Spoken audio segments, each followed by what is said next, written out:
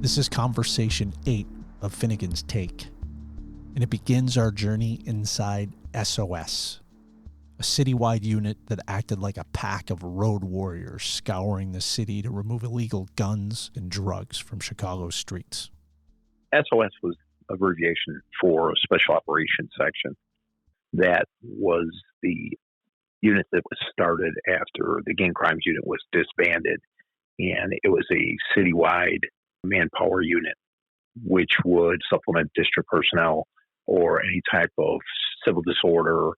It also had, which existed previous to that in gang crimes, which was called the Hostage Barricade Terrorist Team, was called HBT, and that was the predecessor to SWAT. And I was a member of that for 10 years when I was in Special Operations. So this unit was started in 1993, I think, was the first year, if I'm not mistaken. I was in the 7th District, and like I said in a previous conversation, I was notified by my commander that a deputy chief had requested me to be assigned to Special Operations, transferred there. So I left the 7th District gang team in the spring of 1994, and I went over to work with my partner, who I worked with for almost 6 years, a guy named Jimmy Sanchez.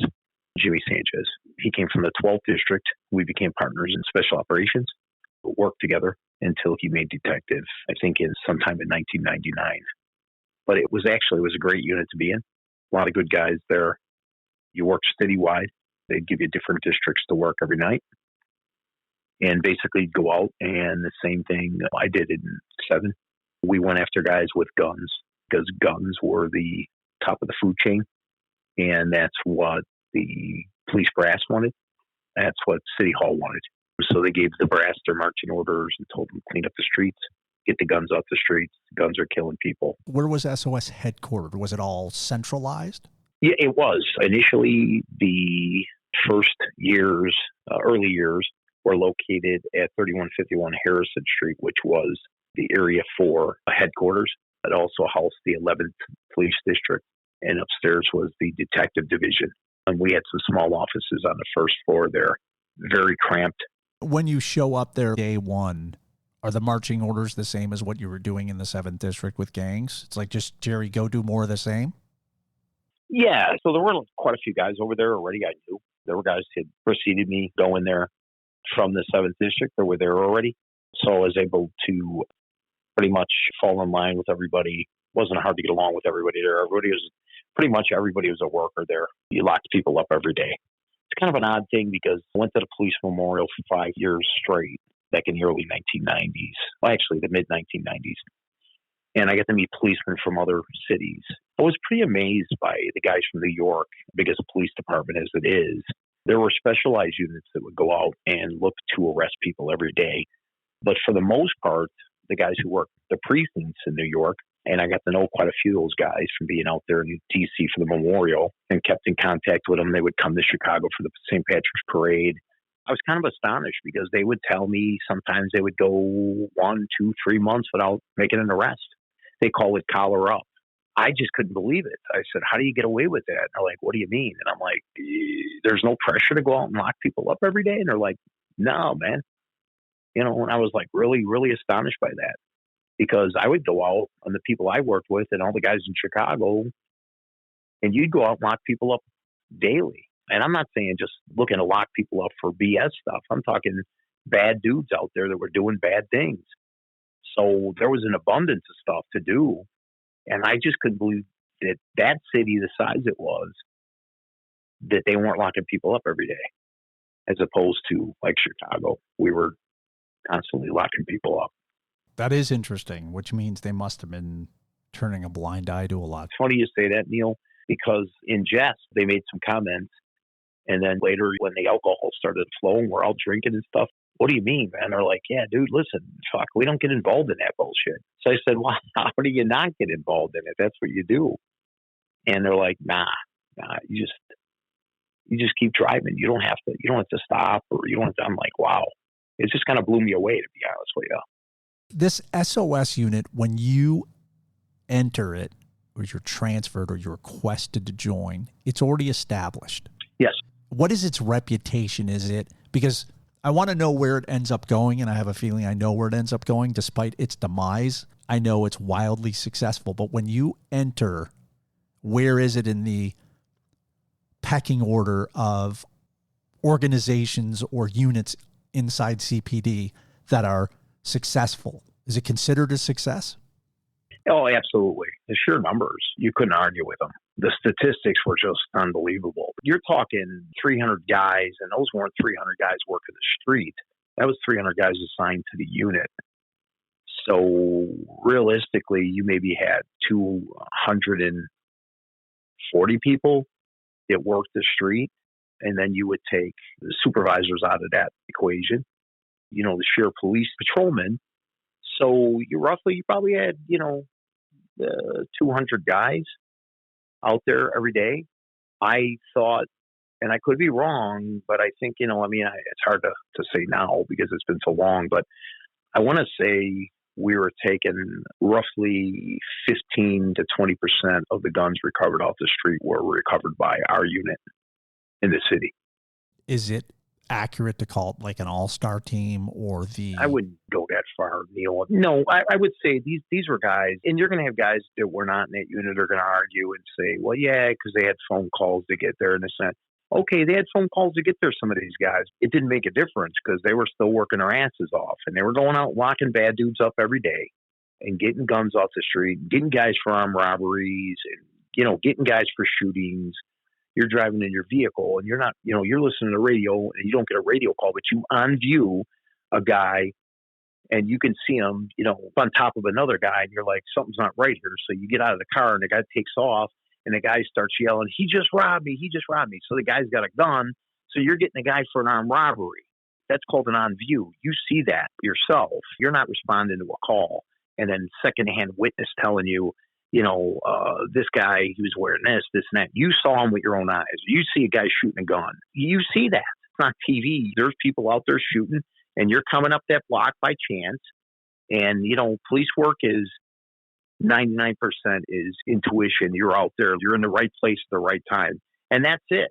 You can drive around all night on a winter night and not find anything. You're beating yourself up because you want to get somebody because that's what you're out there to do.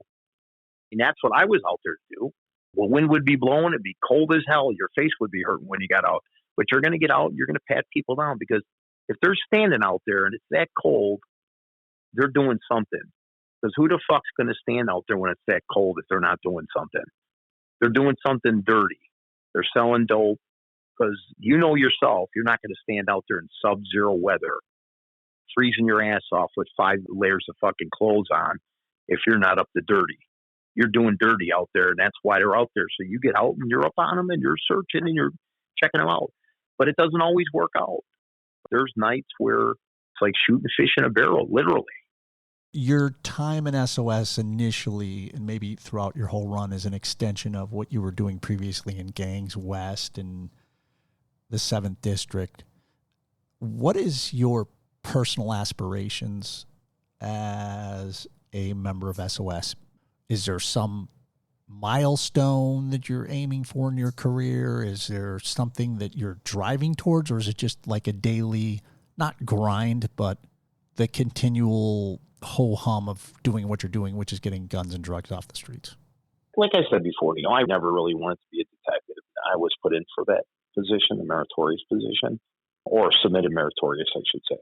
If I got it, I got it. If I didn't, I didn't. So, I didn't dwell on it. I really did not apply myself. I did not take the sergeant's exam because I just didn't really think I would have made it. As a white male, when you take that exam, you have to score pretty high. And you're basically competing against other white males and white females because you are put in a different category. You're not given any extra points or you're not given any chance of advancement just based on meritorious, like some of the other candidates in the pool. Some of the candidates in the pool did not have to score as high, but they would make it. They would be promoted because they go down further on the list for some individuals. It's very competitive when you get into the testing for police sergeant, police lieutenant, because if you don't score high, your chances are pretty slim to nil. Like I said, if you're a minority candidate, you have a very good chance of getting promoted because they go deeper down on the list to promote individuals who are in those groups.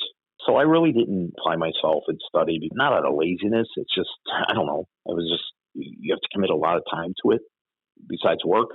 I had a personal life. I saw some of my friends that were promoted to sergeant, and I was happy for them. These guys really, really, really studied hard for that. Good for them. They put the time in for it. I would never say my job was ho-hum. It wasn't even repetitive because every day was different. Every day brought something new. Something can happen in the city where they would send us to address it. So there was always something interesting going on. I was fortunate enough to get on the hostage barricade team, which I thought was very exciting. Had a lot of good jobs on there. The training was good. The guys, the camaraderie was great. We had some great jobs. We had one individual, his name was Emmanuel Phillips, and he killed 6 people, including his father and 2 of his neighbors and 3 strangers. He was holed up in a hotel room or a motel room on the south side.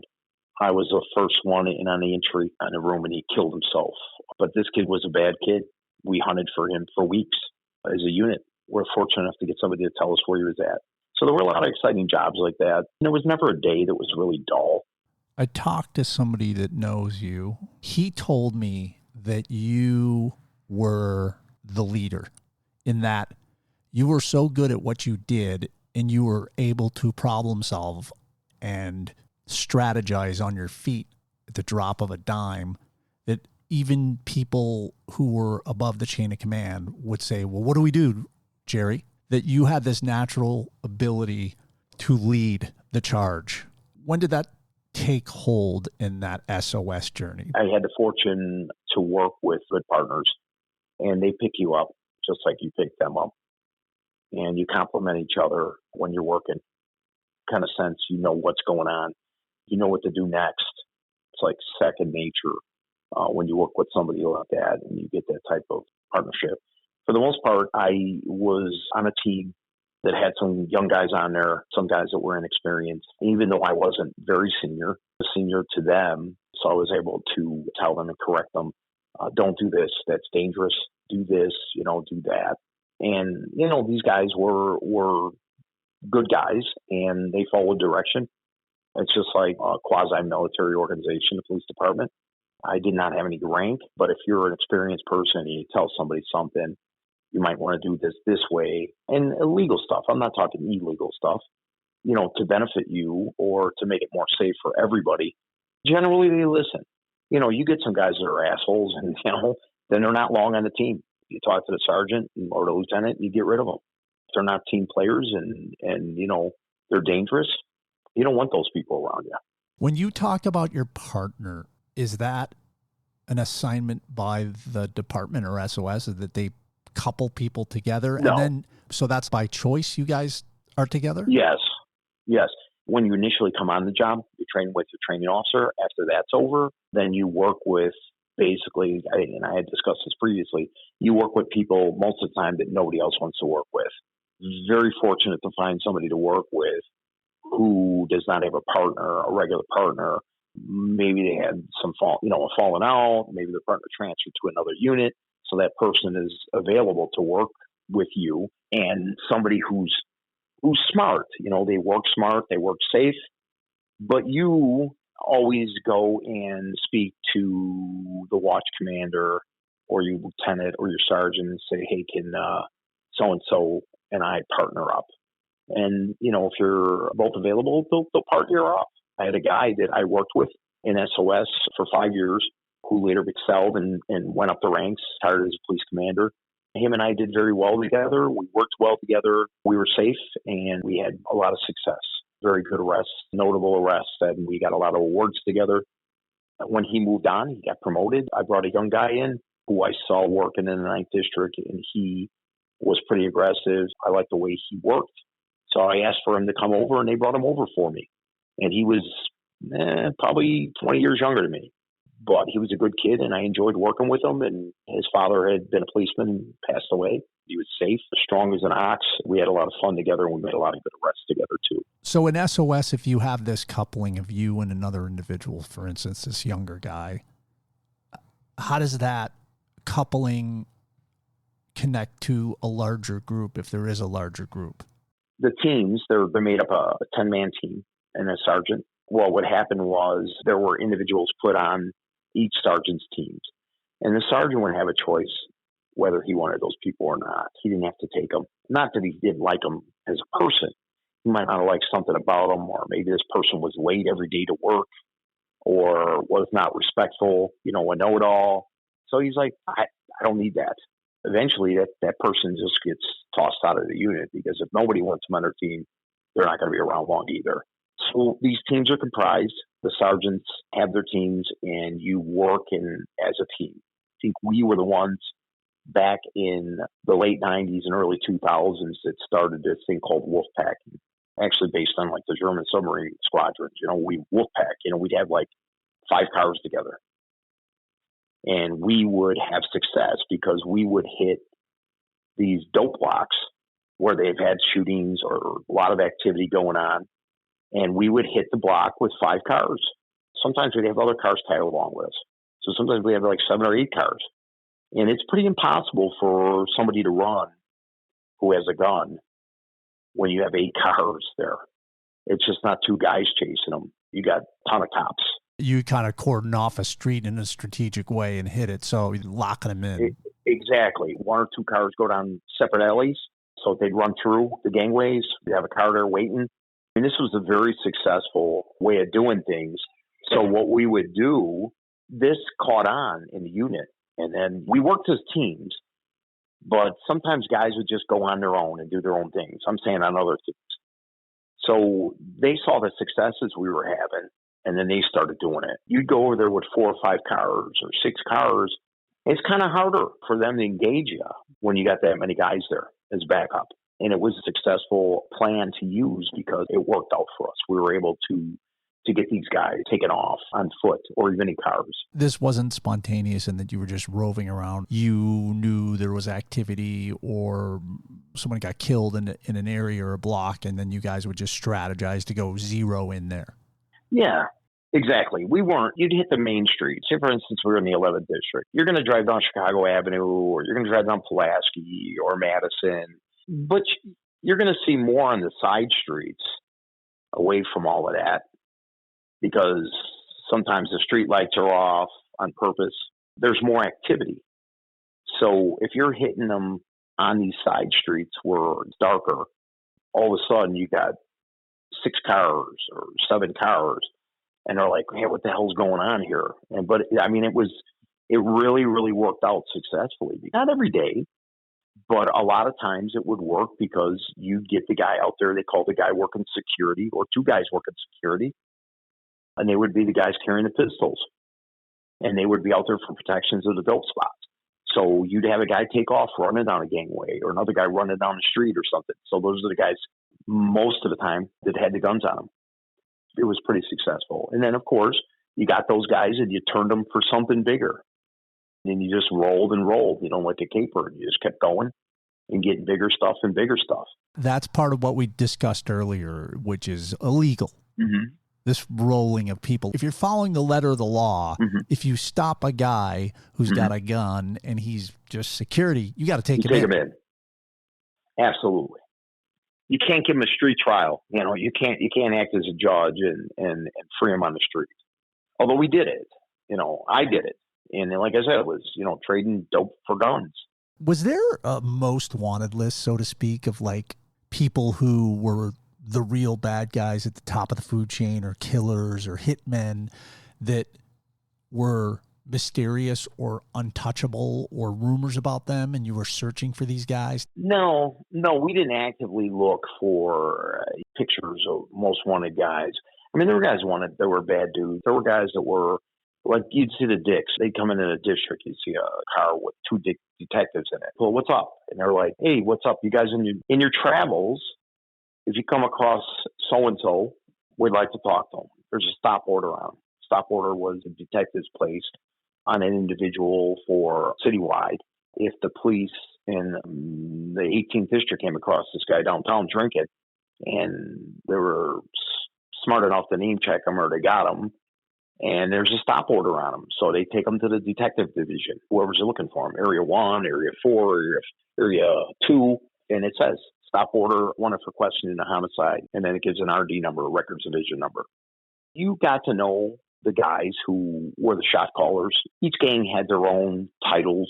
The GDs had guys that were street level guys. They were called coordinators. And above them, they had like regents, and above them, I think, governors. But I'm not saying they're not going to come across a guy like that, because he's going to come through, collect his money, or he's going to come through and check on, see what's going on, or visit his girlfriend over there. So if you stop him, you know who he is, because he's going to talk to you like he's a LaSalle Street lawyer. How are you today, sir? I'm good. How are you? Yeah, what's going on? Why are you stopping me, sir? Well, I just want to see how you're doing, this and that. You know, I mean, that's all. I noticed you didn't use your turn signal. Very polite. Don't want any trouble. They're not going to give you any lip, because they don't want to go to jail. Possibly they could be on parole. They're going to sweet talk you. If they're dirty, they're not stopping. Other than that, they're going to get out of the car. They're not going to have any issue talking, patting them down, because they don't want any trouble. They're all about making money. Money was huge. So you bring up this wolf pack approach, and you've talked about some other methodology. Was there a better way to do all this? Forgetting rules and laws, did you ever say to yourself, if I was in charge, this is how I would fucking roll this block? Did you feel like you were hampered in some way, or did you feel like what you guys were doing was the best possible way to do it based on your resources? Yeah, I mean, at the level we were, Neal, I feel that was the best thing we could do. Truly, special operations, we're a citywide unit. For what we did, yeah, that was the best. The wolfpacking was strategic, but it was also an officer safety thing for us. It might not be, the guns were just as prevalent back then as they are now. The shootings were too. Maybe not in the numbers, but I mean, there were a lot of murders, a lot of shootings, a lot of drive-bys. So you never know who you were coming across. And I felt that the numbers, the safety, and it was good, because you say you got two guys, and it happened. Sometimes other guys were in court on days, and so you were lucky to have another car with you. So you're chasing a guy, you get separated, you and your partner. You're on the radio, but that's what policemen do every day in the district. So that's a normal thing. That enhancement of having other guys with you gave you a better opportunity to get those guys. So say if one guy ran and two or three were still standing there, but they were smart and they didn't run, but they had something on them. But now you got other guys with you, you're going to get those guys too. It worked out that way. A bigger net. Yeah, I feel that way. And I relate to a story. My partner at the time and there are two streets, actually two big streets, Francisco and Mozart, on Roosevelt Road. That is just west of California, those two streets, and east of Sacramento Boulevard. And these two streets were controlled by the vice lords, and they were the conservative vice lords over there. The street leader, Pierre, his last name will come to me, but this guy had been in and out of the joint a number of times. Very violent gang. Those two streets, Neal, were probably making easily a couple $100,000 a month each, maybe more. That's being conservative. They were probably making maybe more than that, maybe $500,000 a month each street. One was selling crack cocaine, the other one was selling heroin. And Neal, it was a 24-hour drugstore. So one day, I just got sick and tired of seeing it. Why those two streets? Was it because of the geography of where they're located in terms of people being able to access it from the suburbs, I'm assuming? Yes. Okay, so talk about that. Yeah, well, of course, straight down Roosevelt Road. In addition to that, the Eisenhower Expressway was 4 short blocks away. They call that the Heroin Highway.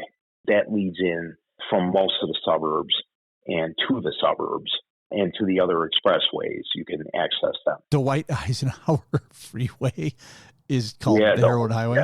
Yeah. Dwight W. would be very proud of that. Yeah. He would. He would. Well, they'll probably rename it soon anyway. They've renamed the other ones already. But the white customers there's so many of them, It's just, it's amazing. Neal, you've never seen dope spots like on the west side. Never. You'll go in an alley and you'll see 60 people lined up like they're waiting for communion in a Catholic church, waiting in line to give their money, get their dope. It's never ending. Grabbed a couple guys and I told them, I said, yeah, you know what? This is over, man. This isn't going on anymore. What's going on? What do you mean? I just told them, I'm sick of it. You guys think you can do whatever you want over here. I said, you're rubbing it in our face. The 11th district's only 5 blocks from here. First thing this guy tried, he was a street level guy, but probably mid-level guy for the gang. And he goes, well, we'll give you and your partner some money every month. And I'm like, nah, dude, I'm not interested. And he goes, I'll give you $2,000 a month. And I'm like, nah. I'm like, well, what do you want? I said, I don't want anything for you. So he's going on and on. So we ended up putting a little pressure on him over there, sitting over there all the time, stopping everybody. They couldn't sell dope for a while. Next thing I know, the guy's telling us he's going to give us some guns. He gives us some guns just to leave him alone. So you're squeezing him. You know that this is a notorious spot, and it's starting to drive you crazy that nothing's being done about it. So you confront this one guy on the street. Yeah, Ike was his name, and I'll think of his last name too. This guy was weak. We put him in a car after he gave us the guns. Got him a couple days later, and I stopped him, brought him, in the car, and I said, yeah, I guess you got a problem, man. One of those guns was used in a homicide. He's belching, he's hiccuping, farting. He's like shitting in his pants, literally. So he is going to give us some more information, leads to a guy who's a UPS guy who is bringing a catalog along to all the dope spots, and he is just pick out the guns you want, and he jacks the price up on them, and he gets the guns for him. And he's selling them all over the 11th district. The guy's name was Kevin Winters, and he was injured, and he was on workman's compensation. He was a UPS driver. So he had catalogs. I don't know how he got them. He probably got them from the manufacturers. And he would take these catalogs around to all these gangs and tell them, I'd get you anything you want. Anything in the books. These guys were buying 10 at a time. And he was jacking the price up like 4 or 5 times the value of them. So we sent the first 5 original guns that guy turned us, that I turned over to my partner and I, which like you turn every gun in you send it to the crime lab, the Chicago Police Crime Lab. They tested the guns. None of them were used in a homicide. But Jim Sherlock's uncle Bill was a police officer, and he was a expert firearm guy down there at the crime lab. He'd be able to test guns. He'd be able to find marks on them. So this guy was skillful. His uncle Bill, very pleasant guy. So they asked me to call Bill Sherlock down there. So I said, are you related to Jim? He's like, yeah. So I tell him who I am, and he goes, oh, yeah, sure. So he goes, listen, Jerry, the reason I wanted you to call is these guns that you got, we got somebody's buying these guns, and they've already put about 800 of them on the street. And I'm like, did you say 800? And he's like, yeah, that's exactly what I said. There were 800 purchased by this person, and they're putting them out on the street. And I said, wow, that's amazing. So my partner and I are talking about it. We go to our bosses, and we tell them. And they want us to get the gun unit involved. And we're like, nah. And they're like, what do you mean? I said, well, why the fuck should we get the gun unit involved? They didn't do anything. And all they're going to do is steal it from us. So we go to the ATF, and they have unlimited funds to buy money. And we set up some stings. And we get this Ike to set up the UPS driver. And the guy brings 12 guns over to Independence Boulevard to an apartment building. Jim and I, my partner, and 4 ATF agents and a couple other right guys with us. So when Kevin Winters, the UPS driver, has a backpack and he's delivering the guns, so we take him down, we get him, take him into the station. He's got 12 guns in the backpack, handguns. We go to his house with a consensus search. I think we recovered 48 more guns there, brand new guns. So he tells us he doesn't want to go to prison. So he tells us and the ATF agents that he is working for a guy who has a federal firearms license. And the guy's name is James Bush. So the story is James Bush has laundromats and the businesses fail. So he is in financial troubles. So he turns to selling these guns to make money, and money he made. And he was putting a ton of guns out there. So we set up a buy at Canal and Roosevelt at White Palace Grill, 24-hour. Been there probably 80 years. So ATF, and there's probably 10 of us from our unit. We're going to take this guy down. So we got ATF guy who is posing as a truck driver. He's got a truck from Customs. So that's what I said. I mean, the money they have and the shit that they can get is just unlimited. We are around the corner, and the ATF guy and another ATF guy are in the White Palace Grill. And when he comes there, he has his car outside, and the guys come out, and we're watching them from across the street. We have binoculars. We're like literally right across. This guy's not paying attention. We're like down a little bit, but we're like in a parking lot, so he can't really see us. We're all in regular cars, like plain clothes, so he doesn't know who we are, I'm sure. But anyway, he comes out, opens his trunk. He's got like 49, 25 semi-automatic pistols. I think they were Raven arms or something. They were like shit guns, but 49 brand new guns. We go running across the street to make the arrest. The ATF guys, and the ATF guy, I'm going to cuff the guy, making sure he's kind of like struggling a little bit. And the ATF guy takes his styrofoam cup and puts it down on the ground. He's got a brand new cup of coffee. And during the arrest, I must have kicked it over because he told me, "What the fuck, dude? I just brought that coffee. I just bought it." And I'm like, "Are you fucking serious, dude? The fucking cup of coffee? We're making an arrest here. The fuck?" It turned out to be the biggest. It was actually the biggest in the city's history. It's in the media, in the newspapers, guns sales to gang members in the city's history. And my partner Jimmy and I were the ones that were instrumental in starting it, conducted an investigation on these guys just off of that street. And that happened because you had grown so frustrated with seeing these guys, as you said, rubbing your face in the fact that they could get away with whatever they wanted, and you put the lean on this guy. And that was a great case, Neal, but it even gets better than that. We went to our bosses because we were taking license plates, stopping these people, getting their IDs. We were watching them, seeing what houses they were going into. This was a latter part of the investigation after the gun thing. We went to our bosses, some of our bosses in narcotics, and told them, and they're like, "Yeah, we got so much stuff going on right now." And but we're like, "Here it is. This just came from this big investigation with these guns. Just came from this. Yeah, nice job, but we'll look into it. We just don't have time now." So I said, "Fuck it." So I called the IRS. Actually, the ATF guy says, "Hey man, call this guy in the IRS. He's a friend of mine. I guarantee this guy Jeff, he'll do something." So I called him up. We met him. I had coffee with him, my partner and I, and he's like, "Oh, fuck yeah." He says, "I'm very interested." So I gave him all the information, the VIN numbers that Jimmy and I got, the names and all that, the houses, where they were going, all the women involved, blah, blah, blah.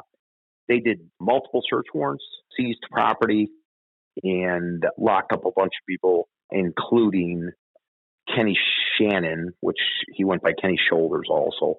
He was the number 2 guy over there for the conservative vice lords. They didn't get Pierre, but they got Kenny Shannon and Ike and a bunch of other guys. And they got Kenny Shannon with a sawed-out shotgun in his house in Maywood, So he did some prison time too. But it turned out it was good. And it was good. And the best is one of the guys involved in it who bailed out one of the guys we arrested for a gun was one of the Bulls players, Dickie Simpkins at the time. He came in and posted his cash bond. It's pretty interesting. Here's the thing, when these guys, they grow up in these neighborhoods. So, and I don't know where Dickie Simpkins grew up. They go on in life. A lot of them become successful, but they grew up in those neighborhoods and they are at one time or another members of those gangs. And there were a few other guys, my partner Jim and I, and some other guys that I worked with. We were out in the 8th District, and we saw Bulls players playing basketball with the CVL, the Conservative Vice Lords, over at the gym over there in the projects. There were like 4 or 5 of them. So these 2 streets were sources of criminal activity, and by pressing and leaning onto one guy, it's like pulling up a rock. He was the weak link. He was actually the wink link. You'll come across those guys. You'll come across those guys that are just not going to give you anything. They're not going to tell you shit. Okay? But then you'll come across some that are straight. They're going to fucking shit all over themselves, and they're going to give everybody up. I've had them where guys have given up their own brothers, holding dope in the house or something. It's pretty amazing. In those two streets, Neal, were very lucrative for those people. And that guy, I want to say his name was Pierre Mahomes. I'm pretty sure that was the name of the guy. He was a conservative vice lord leader. Funny because he was kidnapped by some Mexican gang, the 2-6, and they murdered him down on like 26th off of Costner somewhere. They took him in an alley and they tried to extort him and have his guys bring money, and they never did, and they murdered him. After the guns are confiscated, and this is a huge deal, but you pursue it further because you know there's more crime there, and the traditional resources that you would go to. Or went to the narcotics section. I spoke to a supervisor there, and he said, not that he wasn't interested, he just said that they were busy. And if I wanted to give him the information, they'd get to it eventually, but not right now. I wasn't much on sharing information on shit like that anyway. I'm out there cultivating it. But why would I give it up? I had a falling out with one of my commanders, Jim Darling. I spoke about him before. He wanted me to give an informant I had up to his old partner that he worked with. Guy was a nice guy, his partner. Give it to him and he'll this and that. I said, I'm not going to do this. I'm not asking you. I'm telling you, you're going to give him that. It goes, yeah, okay. I never gave him the information. Fuck, what's he going to do to me? He ain't going to dump me because the fucking deputy chief wasn't going to let him dump me. What the fuck? I'm not giving information up to them. You give them to the dicks, that's different. Got homicides and stuff like that, you get information. Like Area 4, those detectives were fucking top-notch guys, man. They had some of those guys there were some of the hardest working detectives I ever met. There were detectives in other areas that were good, but I didn't have as much luck. My partner and I, because we worked mostly the west side, we like those areas. But Area 2, out on the far south side, we didn't work out there. So they didn't know our reputation. They didn't know Jim and I, and they didn't know our unit as well. Area 1, Jim had worked there, and Area 1, I never had any luck there. As a matter of fact, some of the guys in Area 1, you give them information, you never fucking hear anything about it again. Next thing you know, they're making an arrest on it. So, yeah, I'm not interested. But the guys in Area 4, stand-up guys, the commander there at the time was Jack Kozaretz, fucking great guy.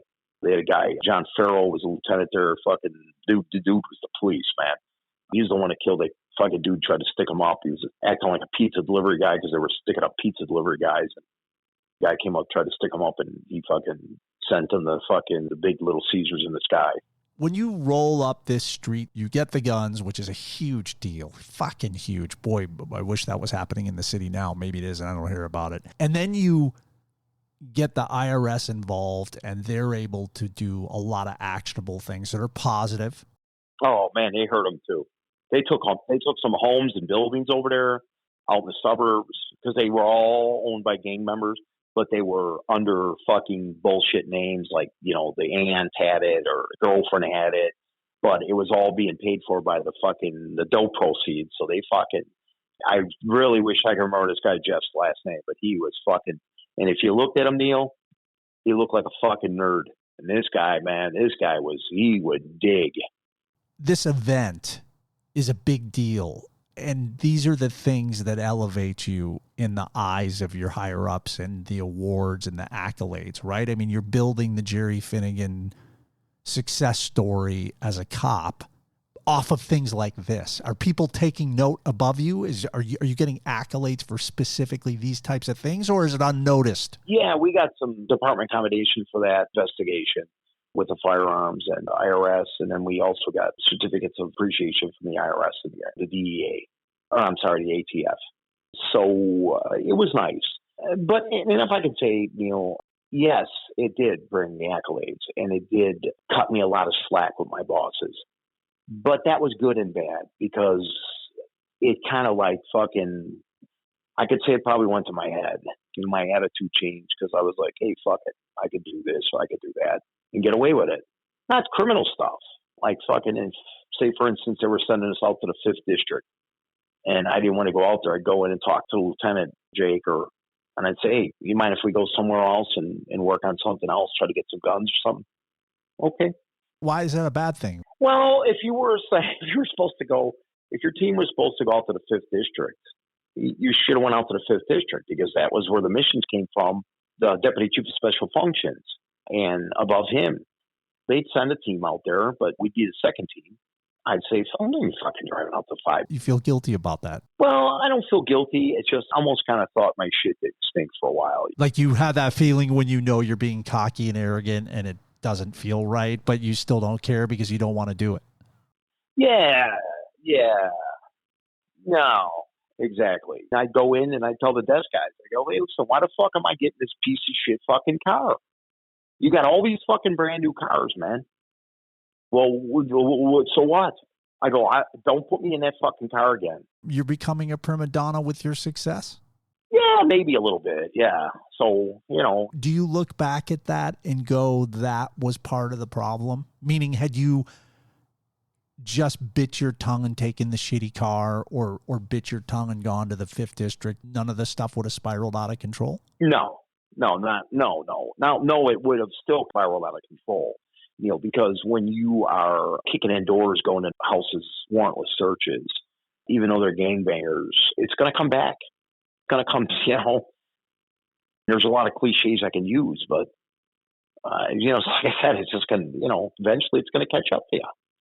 Got to the point you are getting big drug seizures and not getting money all the time, but when you're getting money and you're stealing some of it, it's like playing Russian roulette. Truly, you're fucking doing something you're not supposed to be doing. It'll catch up to you. And it did. And it might have been for a number of reasons. Maybe because it got too big and too involved with too many people. Because, I knew of other people doing it, and it kept it small, and they never had a problem. Guys doing dumb stuff, dumb stuff, which would lead to more heat. This concludes Conversation 8. Our next conversation finds Jerry burned out from his work in SOS, so he requests a change of pace and lands working at Midway Airport in the months before 9/11. In true Jerry fashion, he stops an airport employee from being killed by an unhinged robber. And he also confronts Louis Farrakhan's entourage when they attempt to bully Jerry at a security checkpoint. You don't want to miss this conversation. Thank you for listening. And here again is Refraction 3 from the album Lux Refractions by Lossel, courtesy of Scott Morgan.